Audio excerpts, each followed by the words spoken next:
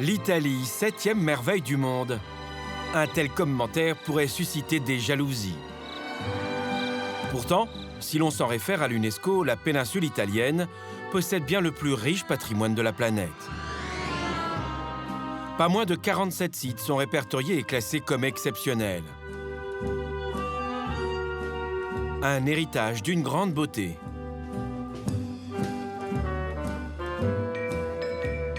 Mais une beauté fragile. En Ligurie, fin 2011, le climat rappelle aux Italiens que leur territoire est l'un des plus vulnérables d'Europe. En quelques jours, des pluies diluviennes défigurent la côte méditerranéenne. Inondations, coulées de boue, pour la première fois, les experts évoquent la tropicalisation du climat. Les dégâts sont considérables, mais ici, la nature n'est pas la seule en cause. Les mafias de l'immobilier ont bétonné les rivières, urbanisées à outrance. La spéculation est telle qu'ici à Gênes, près de 100 000 personnes vivent dans un quartier à haut risque.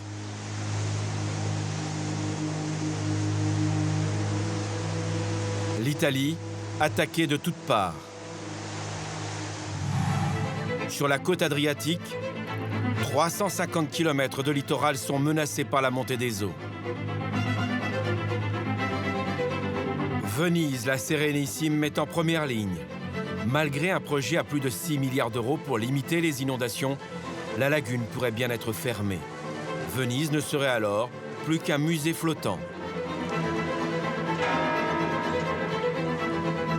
Des fléaux multiples, avec du nord au sud, des sécheresses à répétition, que ce soit dans le delta du Pô, en Calabre ou en Sicile.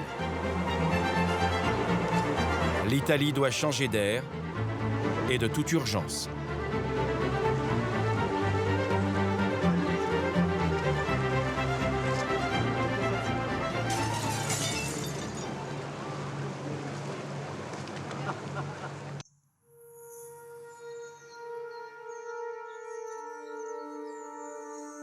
La péninsule est composée à 80% de collines et de montagnes.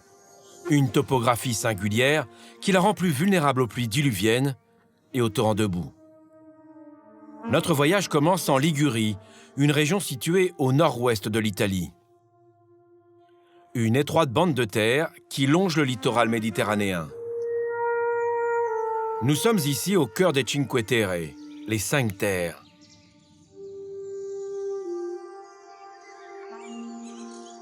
Des paysages à couper le souffle, avec ses vignes et ses champs d'oliviers à flanc de falaise. Une agriculture que l'on qualifie ici d'héroïque. Chaque année, près de 2 millions de touristes viennent découvrir ces lieux magiques classés au patrimoine mondial de l'UNESCO. Villages perchés sur les collines, terrasses en escalier. Piero a eu le coup de foudre pour Vernazza. Après un long périple à pied à travers toute l'Italie, il pose son sac dans ce village d'1 millier d'âmes. Les habitants le surnomment l'Extravagante, car Piero est un marginal qui vit dans les collines. C'est de là que sont parties les dernières coulées de boue. C'était le 25 octobre 2011. C'est le maire du village qui lui a demandé de nous servir de guide. État des lieux.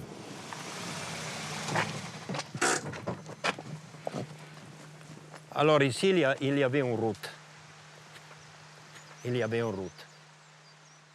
Ici, il y a 3 petits ruisseaux avec une pente énorme, énorme, énorme. Et tout l'eau d'ici, il passait dans ce tuyau en bas de la route. Mais c'est arrivé une telle quantité d'eau qui a bouché le tuyau et après tout, c'est parti tout d'un coup. Ça a explosé, quoi. Ça a explosé tout et tout est descendu au village.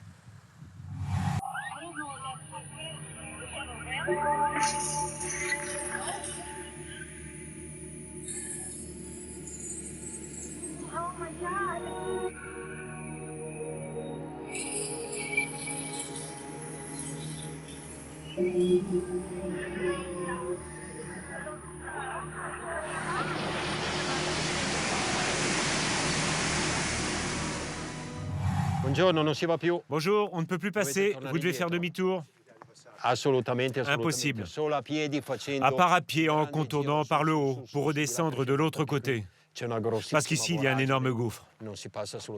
Route coupée ou défoncée, 6 mois après cette catastrophe, l'accès à Vernazza reste difficile, parfois dangereux. Des risques de glissement de terrain sont toujours possibles.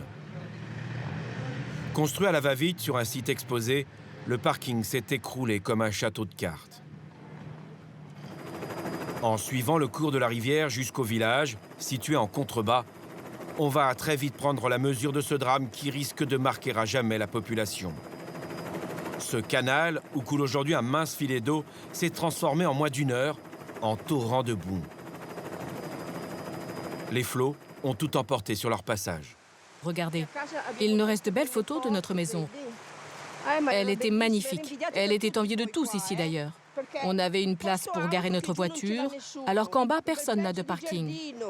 Un petit jardin, c'était une merveille. Si on le souhaitait, on pouvait descendre prendre le soleil au bord de la mer ou dans notre jardin.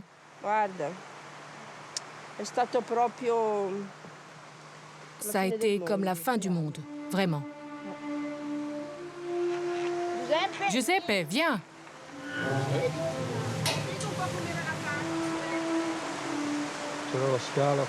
Il y avait un escalier là-bas pour aller à l'étage au-dessus. Et ici, une autre maison de 2 étages. Il est tombé de l'eau comme jamais. Elle tombait du ciel en cascade. Jamais une chose pareille n'était arrivée. C'était incroyable. L'eau est arrivée de là-haut et elle a tout emporté sur son passage, jusqu'au village en bas. Mais c'était dangereux comme endroit. Non, non, non, non, pas ici.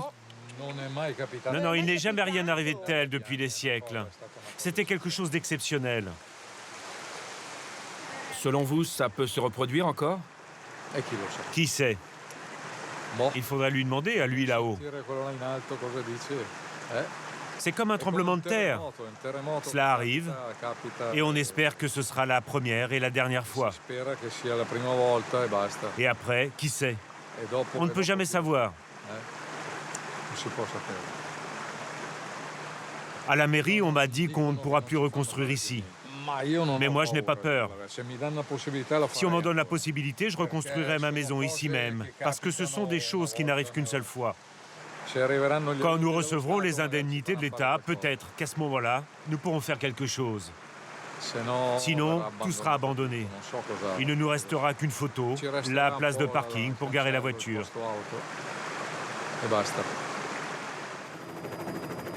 À Vernazza, on déplore 3 victimes. Les cadavres ne seront découverts que 3 mois après le drame. Ils dérivaient au large de la Côte d'Azur. Personne dans le village ne pouvait imaginer un tel cauchemar. Aujourd'hui encore, les habitants en pensent leur plaie béante en s'interrogeant sur les causes d'une telle catastrophe. Pire qu'un bombardement, un tsunami ou un tremblement de terre, disent-ils. Ici, il y avait des jardins. Il y avait un vieux mur qui contenait les jardins et qui a complètement été détruit. Il y avait là-bas une autre petite maison. C'était vraiment joli.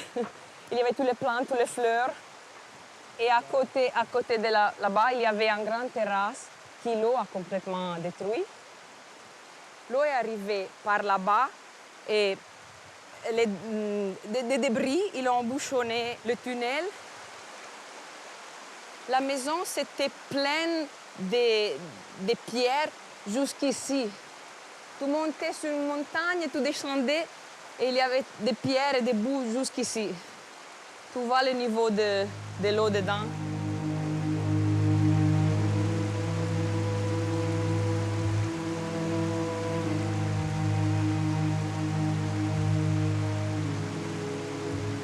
J'ai un peu peur qu'il peut arriver à nouveau, oui. Bon, les gens ici, je pense qu'ils ne l'aiment pas de le dire, parce que tu sais, on vit de tourisme. Alors il faut qu'ils gardent avec optimisme, il faut qu'ils donnent une opinion optimiste. Mais... Le tourisme, le nerf de la guerre à Vernazza depuis 1997, année où les Cinque Terre ont été classés au patrimoine mondial. Une bénédiction pour les uns, une malédiction pour les autres. Pour Piero, ces inondations sont comme un signe divin. Elles rappellent aux villageois que leur région est un écrin qu'il faut préserver. Le tourisme, ne doit pas se développer à n'importe quel prix. Militant écolo, il plaide pour une gestion durable de la région, et en particulier de ses terres agricoles, complètement délaissées depuis près de 20 ans. Pour Pierrot, la nature a juste repris ses droits. La boue, c'était tout au niveau du le toit. Toit là-bas. C'était tout près. Il y avait 4 mètres de boue ici. Boue blanche et poubelles, plastique, voitures, morceaux de voitures, des pneus. C'était un désastre tout ici. La pluie, ça durait 6 heures, mais la concentration, c'était en 2 heures. 2 heures de temps. C'est tombé entre 500 et 600 mm de pluie. À cause d'un problème météorologique qui est un vent du nord et un vent du sud arrivé à la même vitesse qui a bloqué les nuages très pleins d'eau et qui se sont tous vidés ici.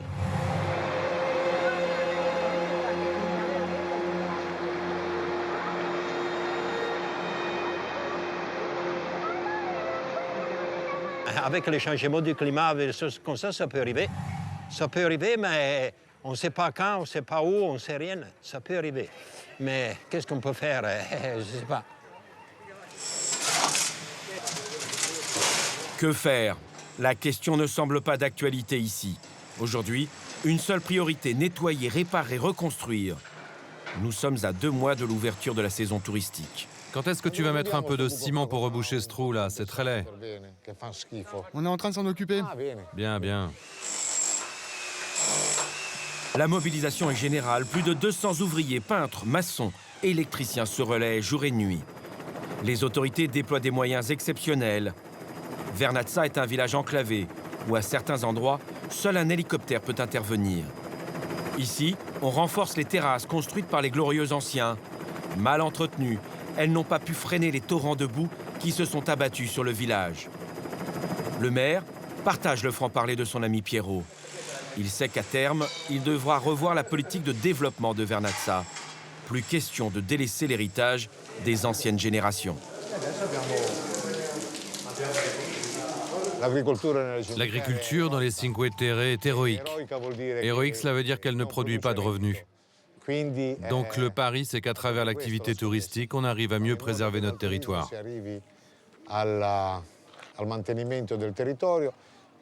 Parce que ceux-là même qui vivent du tourisme vendent, entre guillemets, un territoire. Et ça, c'est fondamental. Est-ce que les gens d'ici ont conscience des dangers liés au changement climatique? Bien sûr, ils en ont conscience. Il suffit de penser à nos pêcheurs, y compris ceux qui pêchent pour le plaisir. Désormais, ce sont des poissons tropicaux comme les barracudas qu'ils attrapent. Ce sont forcément les changements climatiques, avec entre autres la hausse de la température des océans qui provoquent ces phénomènes. Tous ces événements violents sont de plus en plus fréquents en Italie. C'est arrivé d'abord à Vernazza, ensuite à Gênes et juste après en Sicile.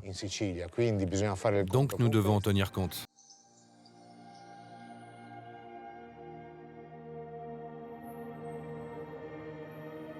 Venez avec moi, je vous montre mon endroit magique. Ce lieu magique, c'est un coin qu'il a réhabilité seul. Il est situé à plus d'1 heure de marche du village. Ce sentier s'était abandonné, c'était carrément abandonné. Et je me suis blessé par toutes les épines qu'il y avait partout. Alors je me suis dit, je dois faire quelque chose. Alors j'ai travaillé très fort. Je l'ai nettoyé sur 3 kilomètres avec des pentes pas faciles. Et après, quand je suis passé ici plusieurs fois, j'ai vu ce point magique. Je me suis dit, mais ici, je dois faire quelque chose encore ici. Alors j'ai fait cette petite banque et je l'ai montée sur place. Ici, il n'y a rien, seulement le bruit des oiseaux et des sangliers de temps en temps. Il y a la paix plus totale. C'est comme un ventre maternel, cet endroit-là. Quand je viens ici, que je regarde, je pense d'être dans le ventre encore de ma mère. Je ne sais pas pourquoi, mais ça me donne cette impression. Peut-être c'est l'eau que je vois loin, peut-être c'est l'endroit faire comme ça, peut-être je ne sais pas quoi. Mais ça me donne quelque chose de très ancêtre où j'étais une fois avant d'être ici. Pour l'ami Pierrot, si cette magie opère aujourd'hui encore, c'est grâce à ceux qui ont sculpté la montagne. Ces fermiers qui ont fait des Cinque Terre une œuvre d'art.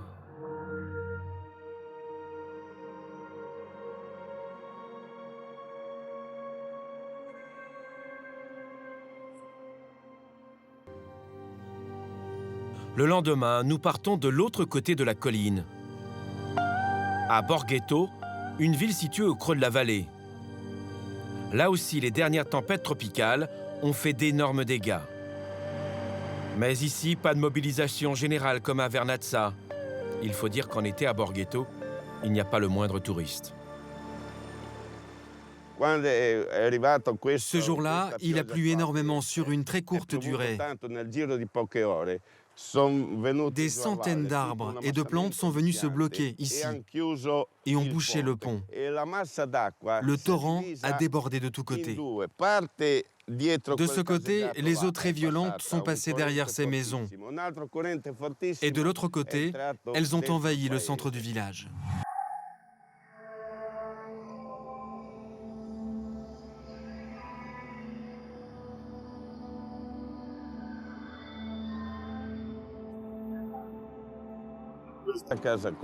Regardez cette maison. Quand le torrent l'a atteinte, il y avait un couple à l'intérieur. Lui s'est échappé par le premier étage en s'accrochant à la rampe. Mais elle s'est fait écraser par l'eau. Il y a un autre homme qui a sorti une femme de l'eau en l'attrapant par les cheveux. Avec son autre main, il croyait pouvoir sauver sa femme, mais il n'a pas réussi. Elle a été emportée par les eaux. Ça a été terrible.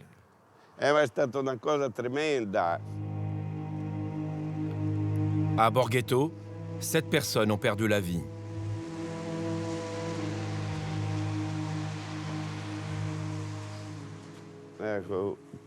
L'eau est entrée ici et a atteint cette hauteur-là. De toutes les machines que j'avais, il ne reste que celle-là. Toutes les autres se sont retrouvées éparpillées au milieu de la route.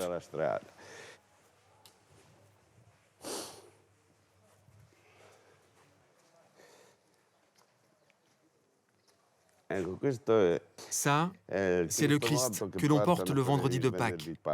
Le lendemain de l'inondation, je suis descendu dans le lit du fleuve pour voir si je pouvais retrouver certaines affaires. Et j'ai retrouvé ce Christ. Je l'ai retourné. Il était couvert de gravats.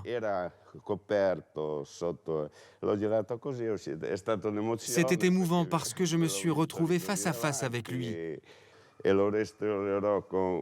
Je vais le restaurer le mieux possible, je m'y engage. Et avant Pâques, nous le remettrons dans l'église. Une manière de conjurer le sort. Conscient que le climat est bouleversé, Luigi sait qu'il y aura d'autres catastrophes de ce genre. Elles pourraient être plus dramatiques. Il faut changer notre manière de penser. Il faut mieux entretenir le territoire, faire de la prévention. Ce type de drame ne doit pas se reproduire. Il y a 2 fleuves qui se rejoignent à 500 mètres d'ici et longent la route pendant 2 kilomètres. Avec seulement 10 000 €, la mairie sécurise les 2 fleuves. S'ils avaient fait ces travaux, ce désastre ne serait pas arrivé. Il n'y aurait pas eu de mort. Il y a encore une dizaine d'années, la Ligurie était connue pour ses 300 km de côte baignée par une mer bleu-azur. La Riviera italienne faisait parler d'elle pour son patrimoine unique. Gênes et sa vieille ville témoignent d'un passé glorieux, époque où cette république indépendante rivalisait avec Venise. Grâce à son port, l'un des plus importants de Méditerranée, ou encore à Christophe Colomb, l'enfant du pays. Désormais, Les médias font régulièrement leur une sur les pluies diluviennes qui s'abattent sur la ville. Là aussi, la topographie du terrain, encaissé entre plusieurs montagnes et les constructions anarchiques, fait de la ville un piège de béton. Pour mieux s'en rendre compte, direction Sestri Ponente, un quartier de Gênes. Ici, les immeubles ont poussé comme des champignons. Les bus, les camions défilent de jour comme de nuit. Et jusqu'en 2007, la décharge publique se trouvait dans ce quartier. Matteo Cresti n'a connu que cet univers pollué. Depuis 15 ans, il se bat pour éviter de nouveaux drames liés aux inondations qui se multiplient. Ici, nous sommes au-dessus du fleuve Caravagna. Comme vous pouvez le voir, le fleuve passe très près des maisons. Il faut imaginer qu'en octobre 2010, l'eau atteignait à peu près ce niveau-là.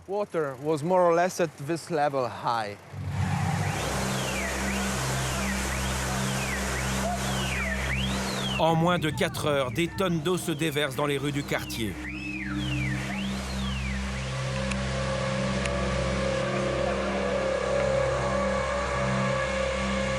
Sept victimes sont à déplorer, plus de 300 millions d'euros de dégâts.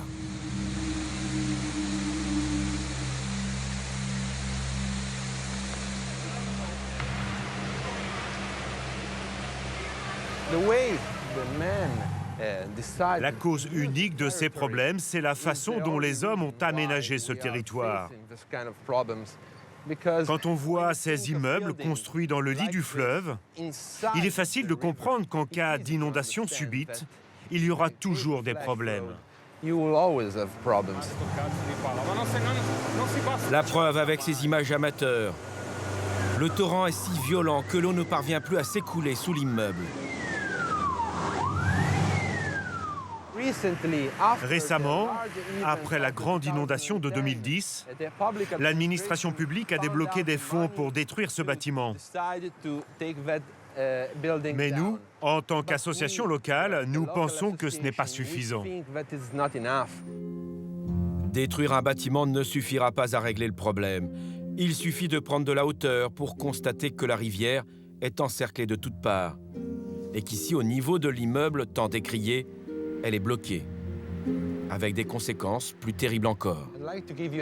Je vais vous montrer à quel point la destruction de cet immeuble ne résoudra pas le problème. Juste après celui-ci, il y a cet autre immeuble. On comprend facilement que détruire le premier bâtiment ne résoudra pas le problème. Il faut faire de notre mieux pour éviter que le fleuve n'atteigne un tel niveau. On doit travailler sur le territoire, pas seulement détruire les immeubles. Prenons encore de la hauteur. Les obstacles qui obstruent le cours du fleuve sont considérables. Il n'y a pas que 2 immeubles. Sestri Ponente concentre les plus gros employeurs de la ville. Comment résoudre cette situation alors que les pluies diluviennes ces dernières années sont ici plus fréquentes? Nous sommes allés poser la question à l'adjointe à l'environnement de la région. Actuellement, nous évacuons l'immeuble pour pouvoir le détruire. Ensuite, on va élargir le lit du fleuve. Pardon, du torrent. Mais ce ne seront pas les seules actions nécessaires. La mise en sécurité du quartier, ce n'est pas seulement la destruction de cet immeuble. Il faudra aussi faire des travaux de redimensionnement du lit du fleuve en aval pour mettre toute cette zone hors de danger. Pour Matteo, les solutions envisagées ne tiennent pas compte des prévisions des experts climatiques. Il y a urgence.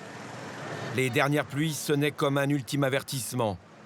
Une situation d'autant plus critique que son quartier est le plus peuplé de Gênes. Il faut arrêter de penser que ce type de phénomène n'est pas lié au changement climatique.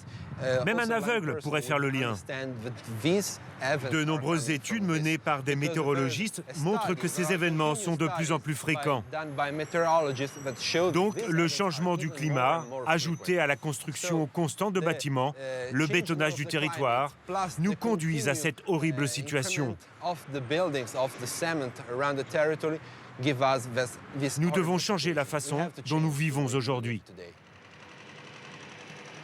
Changer de mode de vie, cela signifie changer la ville. Une ville qui, avec son port de commerce, s'est développée de manière spectaculaire. Imaginez qu'ici, à la fin de la Seconde Guerre mondiale, il n'y avait que quelques fermiers qui cultivaient leur lopin de terre aux abords du fleuve Bisagno. À Gênes, pas moins de 30 cours d'eau traversent la ville. Santo Grammatico est le responsable de l'association Lega Ambiente, la Ligue pour l'environnement. Une association présente dans tout le pays qui se bat contre l'urbanisation sauvage. Il suffit de le suivre une journée pour comprendre que la situation est déjà critique. À Gênes, il a répertorié les quartiers à haut risque. Ils sont tous situés à proximité des lits des fleuves. Nous sommes sur la dernière partie du fleuve Bisagno. Ici, nous pouvons voir ce vieux pont médiéval dont il ne reste plus que 2 arches. Dans le passé, il y en avait 28. Cela vous donne une idée de la largeur du fleuve à l'époque. Aujourd'hui, il est complètement envahi par les constructions. Cette zone est parmi les plus dangereuses de Gênes. Il suffit d'1 heure de pluie diluvienne pour que l'eau arrive au niveau des quais. Et ces maisons seront les premières à être inondées. Queste case sono le prime case che rischiano di essere alluvionate.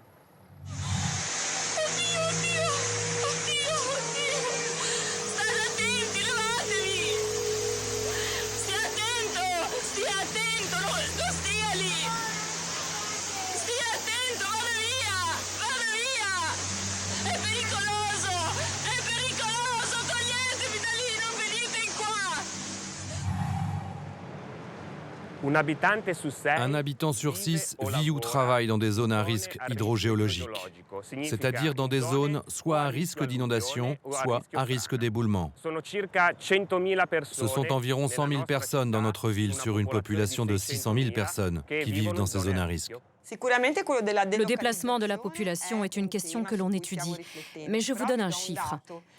En Ligurie, les zones inondables représentent 3% du territoire, ce qui semble peu. Mais sur ces 3% résident 50% de la population.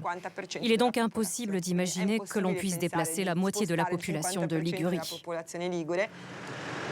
Pour Santo Grammatico, déplacer la population, c'est la seule solution pour éviter un drame de grande ampleur. Ici, les maisons, surtout après la Seconde Guerre mondiale, ont été construites sans planification de manière absurde. On peut en voir un exemple révélateur ici. Les fondations obstruent complètement le fleuve. Ces constructions sont le fruit de la spéculation immobilière. Il montre du doigt les mafias de l'immobilier. Elles construisent vite, sans permis et dans des zones vulnérables. Ensuite, ces mêmes promoteurs attendent le vote d'une loi spéciale, la Condono. Il y a une loi, la loi Condono, qui a permis à des gens qui avaient construit des maisons sans permis, dans des zones dangereuses, d'avoir leur maison légale. Il s'agit là d'une disposition d'urbanisme. Moi, je ne maîtrise pas bien ce sujet. Je devrais vous présenter un autre adjoint. Tous les 9 ans, on permet à des gens qui ont construit sans permis d'avoir un permis en payant, même s'ils sont dans des endroits très dangereux. On a l'impression que les politiques ici, parfois, s'arrangent malheureusement avec le danger, parce que ça risque d'être très dangereux. Alors nous, en tant que chargés de l'environnement, nous travaillons pour éviter les constructions dans des zones dangereuses. Nos services sont connus pour être plutôt sévères en ce qui concerne l'attribution des permis de construire. Elle paraît pourtant bien embarrassée. Lors de cet entretien, elle finira par rejeter la responsabilité sur ses adversaires politiques, sur l'ancien gouvernement de Silvio Berlusconi.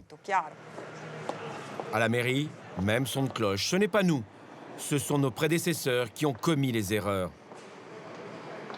Tant que notre formation politique tiendra la mairie, je peux vous affirmer qu'il n'y aura pas d'amnistie pour les bâtiments construits sans permis. Surtout ceux qui sont proches du fleuve. Nous avons prévu de réhabiliter, d'un point de vue écologique, les plaies causées par le béton et qui ont bouleversé les écosystèmes naturels.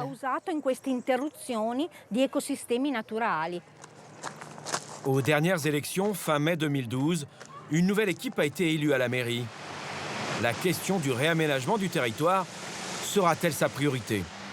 Pour tous les militants écolos que nous avons rencontrés lors de cette enquête, c'est une question de survie. Car ces dernières années, la ville a connu une accélération des événements climatiques extrêmes. la ville comme le reste du pays. Nous partons sur la côte adriatique. C'est l'autre face maritime de l'Italie. Nous arrivons là dans l'une des lagunes les plus prestigieuses au monde. Au cœur de cet écrin, le joyau du patrimoine italien. Tout a été écrit, raconté, chanté sur la cité des Doges, ses palais, ses musées, ses ponts, sa place Saint-Marc et son carnaval. Sans oublier ses canaux, ses vaporettos et ses gondoles. Ici, pas de voiture. L'eau reste indissociable de Venise. Mais ce qui fait son charme depuis des siècles pourrait bien la conduire à sa perte. La nature se rebelle et les gondoliers ne font plus l'impasse sur ces traces qui rappellent à chaque Vénitien les dernières inondations. Pour découvrir l'envers du décor, il faut suivre le guide. Georges Umgesser est océanographe, allemand de naissance et vénitien de cœur. Il nous emmène au pied du campanile.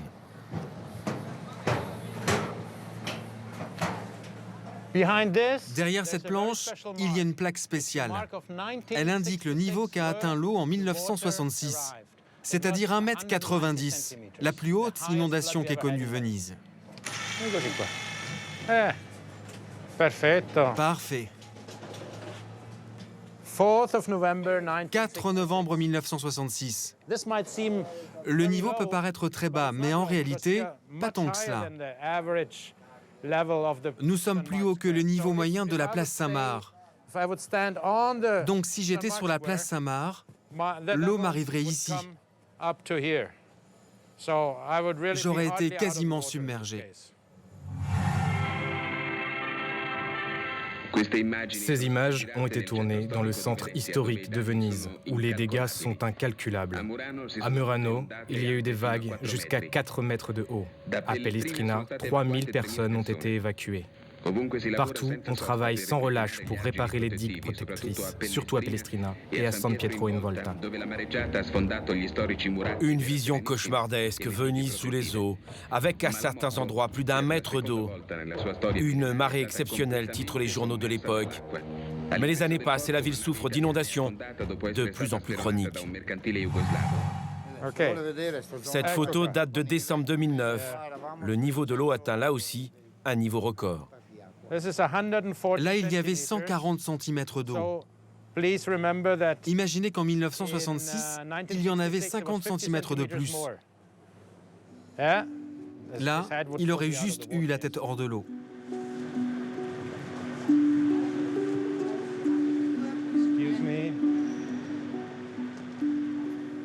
Je vais vous montrer autre chose. Voici le point le plus bas de Venise. Seulement 70 cm au-dessus du niveau de la mer. C'est-à-dire qu'à chaque marée, cet endroit est inondé.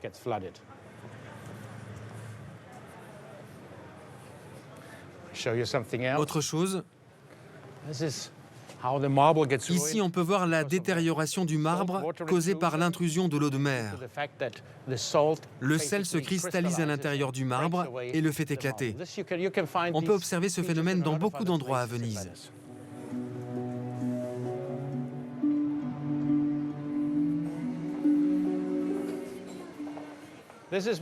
Voici l'un des endroits où le niveau du sol est très bas. C'est-à-dire qu'il y a presque toujours de l'eau ici. Le problème, c'est qu'à chaque inondation, les magasins et les cafés doivent fermer. Les clients ne peuvent plus venir et ça sera de pire en pire. Avec chaque année plus de 20 millions de touristes de toutes nationalités, les enjeux économiques sont considérables, au point que le gouvernement décide de faire de Venise le symbole de sa lutte contre la montée des eaux. Dès 2004, une parade est trouvée. Le projet Moïse est lancé. Le nom n'est pas choisi au hasard.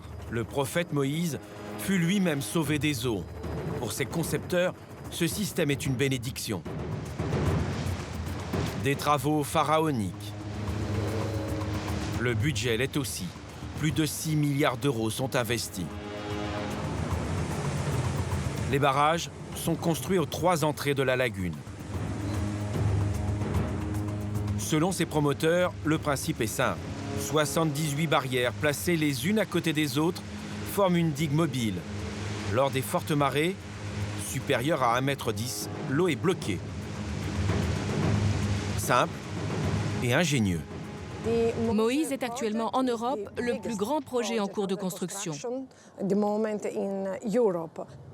Il sera à même de répondre à l'ensemble de nos problèmes d'inondation, qu'il s'agisse d'inondations légères ou d'inondations exceptionnelles lors de grandes marées.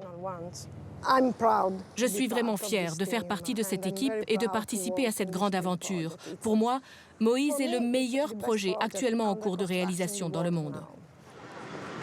Une fierté qui semble partagée. Ce jour-là, au Palais des Doges, une réunion rassemble les notables de la ville autour d'une responsable des Nations Unies. Margareta Wallström est en charge de la commission réduction des risques liés aux catastrophes naturelles. Elle a choisi Venise comme symbole des villes les plus résilientes au monde. Le défi auquel nous sommes confrontés n'est pas de ceux que l'on peut combattre avec des moyens traditionnels. Mais ne rien faire n'est pas une option non plus. Et pour mieux encourager les villes les plus menacées par les changements climatiques, l'ONU décerne un diplôme au maire de Venise. Il récompense ici le projet Moïse.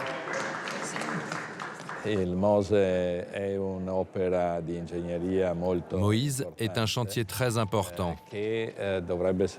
car il doit protéger la ville des grandes marées, pour au moins un siècle.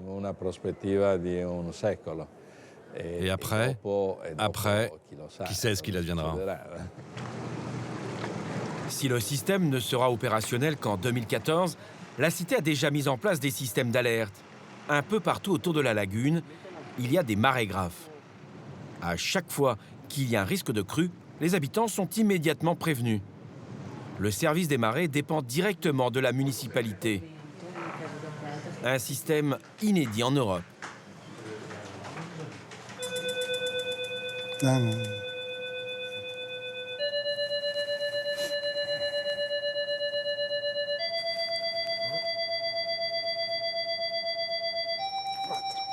Un mètre 40. Aujourd'hui, nous avons 2 ou 3 fois par an des marées de l'ordre d'1,40 mètre. Selon les prévisions les plus pessimistes des experts internationaux, ce type de phénomène pourrait arriver jusqu'à 60 fois par an.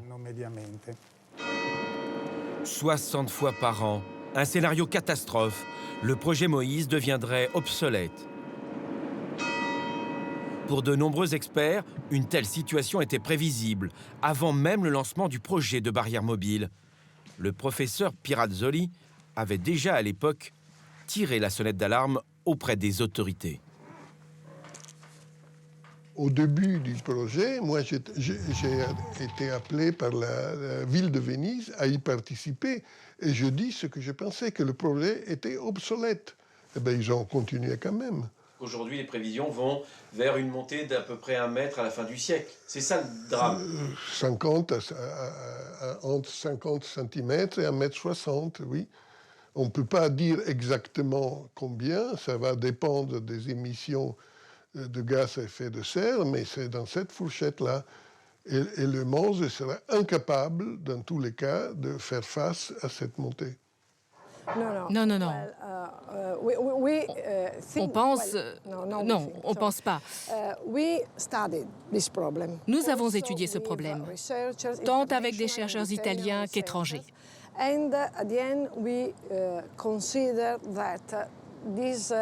Et finalement, on considère que ces prévisions ne sont pas réalistes.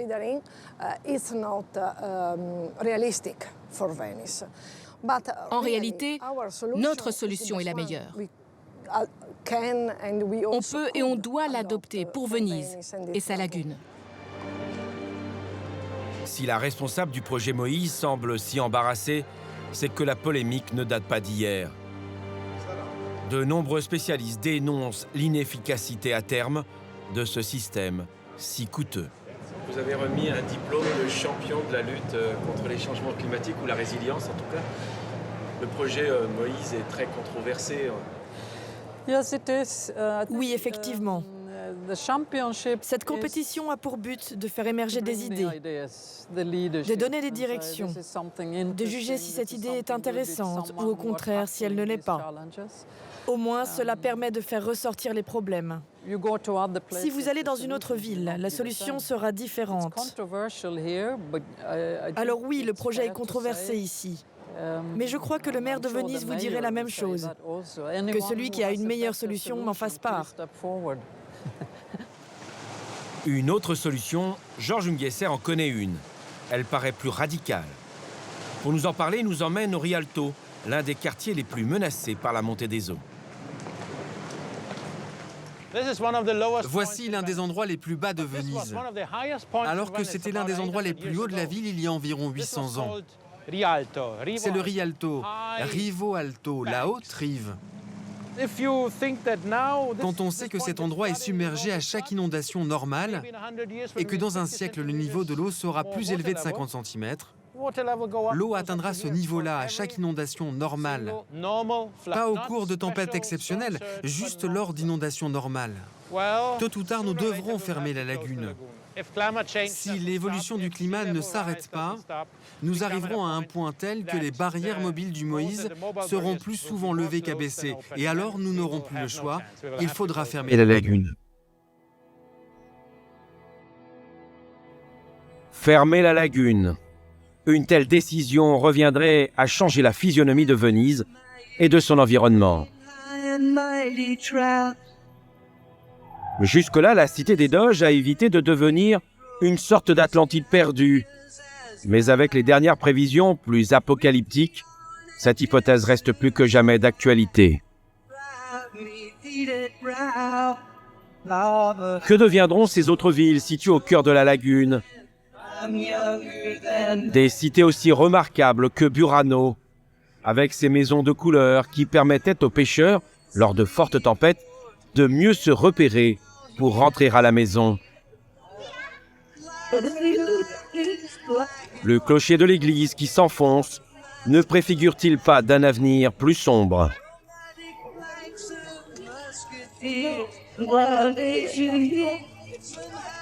Mais les conséquences pourraient être aussi dramatiques pour l'écosystème si typique de cette lagune.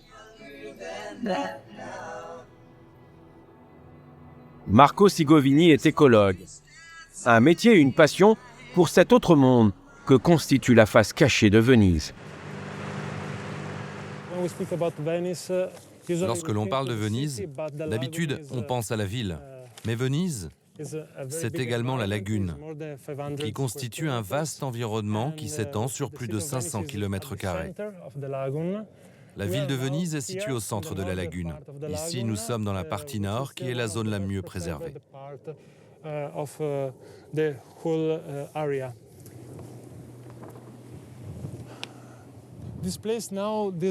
Ces marais maritimes sont un vrai trésor.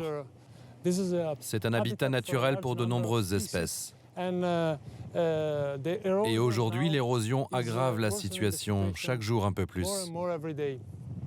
La montée de la mer pourrait aggraver ce phénomène.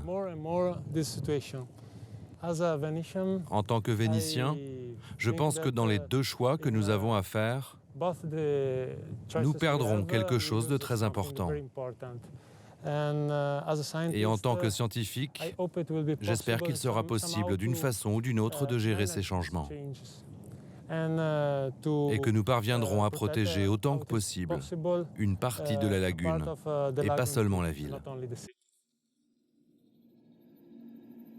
La côte adriatique est en Italie la zone la plus menacée par la montée des eaux, avec des terres qui sont dans leur grande majorité situées sous le niveau de la mer.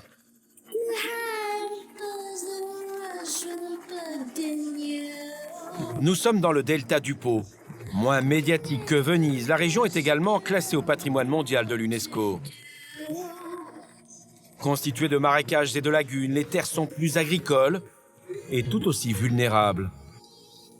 Avec sa famille, Giorgio est propriétaire de 400 hectares de champs de blé, de maïs et de rizières. Quand les conditions météo étaient idéales, Giorgio ne se plaignait pas. Mais depuis que le climat est devenu fou, il peste contre la hausse des températures, la baisse des nappes phréatiques et des rendements. Mais un phénomène l'inquiète plus encore. Regardez, voici une carte du delta du Pô, là où nous avons nos champs. Cette zone s'étend de Santa Maria à Corbola et va jusqu'à la mer.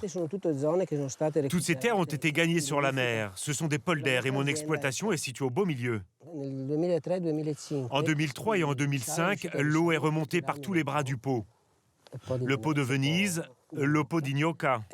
Elle est arrivée jusqu'à Santa Maria. Une petite quantité d'eau est même redescendue dans le Pô di Goro.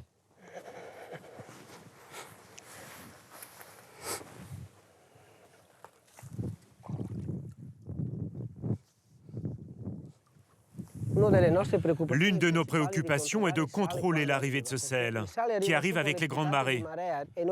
Pendant peut-être 2 ou 3 heures, l'eau qui sort d'ici est salée. D'abord, on regarde s'il y a de la mousse, parce que le sel dans l'eau produit beaucoup de mousse. S'il n'y en a pas, c'est bon signe. Quand il y en a trop, nous fermons et nous n'avons plus d'eau pour irriguer. Ces dernières années, avec des températures plus élevées, Giorgio a vu trop de mousse. Trop d'eau salée pour irriguer. Tout a commencé en 2003, année caniculaire. Les fermiers du delta du Pô ont perdu jusqu'à 70% de leur récolte de riz. Il est vrai que leurs champs ont été grignotés par la mer. Comme aux Pays-Bas, ici on cultive également sur des polders.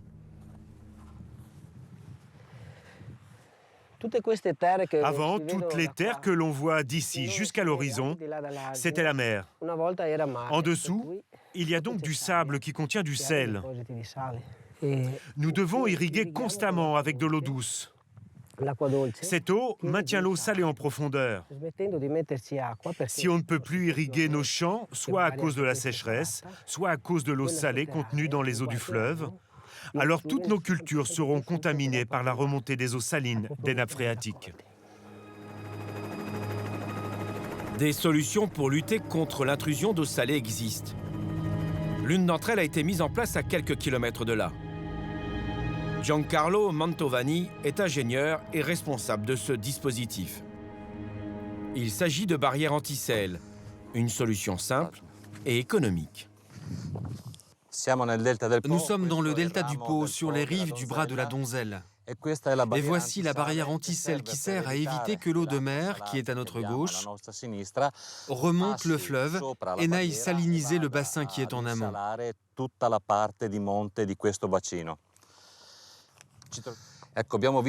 Maintenant que je vous ai montré où se trouve le barrage anti-sel, je vais vous montrer comment il fonctionne. Voici les structures qui sont placées sous l'eau. Quand l'eau douce arrive de l'amont, ce volet s'ouvre et la laisse passer. À l'inverse, lorsqu'arrive l'eau de la mer, l'eau salée qui est plus lourde que l'eau douce pousse vers le bas cette structure. C'est un volet étanche qui empêche l'eau de la mer de saliniser l'eau douce. L'eau douce passe au travers de la barrière en soulevant les clapets ici représentés en rouge. L'eau salée qui arrive en sens inverse est bloquée par ces mêmes clapets. Comme l'eau du fleuve est plus légère, elle parvient à poursuivre son chemin. Il peut cependant y avoir des problèmes lorsque le débit du fleuve est trop bas. Dans ce cas, l'eau salée monte à la surface, passe au-dessus de la structure et va saliniser la zone en amont.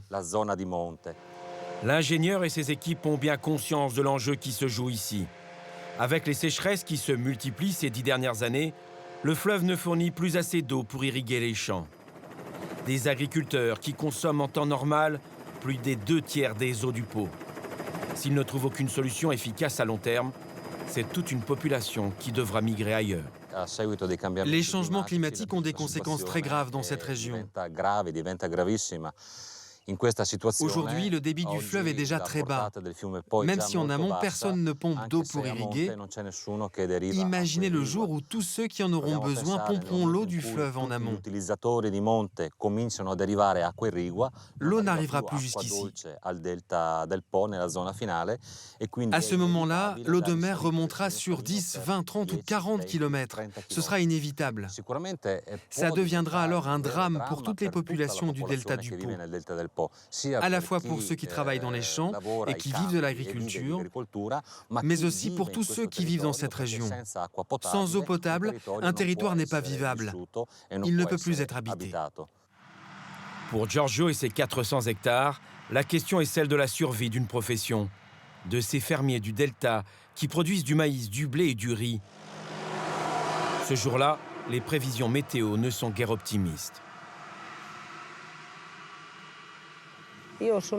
Je suis très inquiet parce que toutes les informations que nous recevons sur les réserves d'eau des lacs des montagnes et sur les précipitations sont mauvaises. En fait, les réserves sont à sec. Il n'y a plus d'eau.